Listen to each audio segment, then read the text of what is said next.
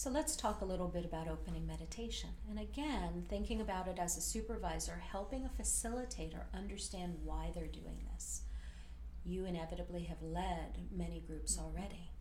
What do you know about opening meditation? Why do we do it? Why do you do it? Why does it matter? Why is it an essential component of every group we lead? So take a moment and just reflect on that and maybe write down a few notes. What purpose does it serve? What are some of the core components? Why is it essential?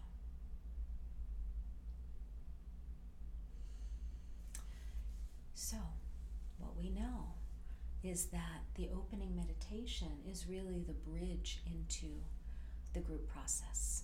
People inevitably are coming from so many different settings. We want to give them a chance to land in this space, but also land in themselves. When you're working with a facilitator who may be new at leading a group, it's really important to explore with them what they're thinking of doing for an opening meditation and really getting the details. Because sometimes what happens is a facilitator may say, oh, I'm thinking of just doing a little bit of a meditation.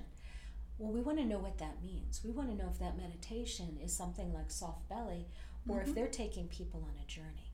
Because we want to make sure that they're really keeping it simple and that they understand that the purpose is to land before you start checking in or teaching any new skills, and for people to have a chance to relax and settle in themselves. So it's important to ask. That's one of the things that you can inquire about is their understanding of what an opening meditation is. So again, inquire first and have them talk about that and how they make those decisions of length and pacing and what's needed is really important for their ability to be flexible in the moment.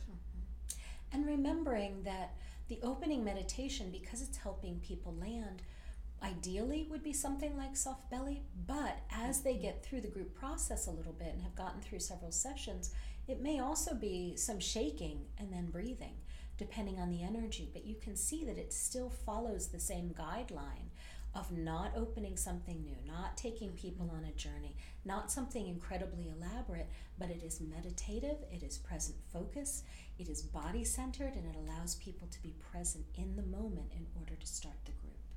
I think one of the common things that happens with new facilitators is they want to be creative or they want to do things, and even they want to show in supervision what they've done, and they might miss the opportunity to be very simple and to keep things in a routine or a pace that really helps their group members land, that the group knows that when we start off, we're going to breathe.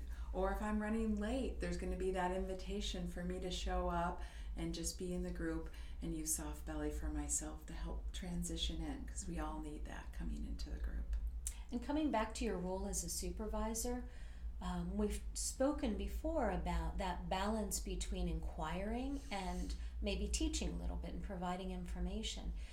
With something like this, and actually all the components of the group that we're going to go through, if you let the teaching be more about the purpose and allow them to come up with what they might do when they understand the purpose, that helps balance it. Again, you're always starting with inquiring, but it gets it out of it being too prescriptive. And once they understand why they're doing each thing that they're doing, then there is way more flexibility in the process that they're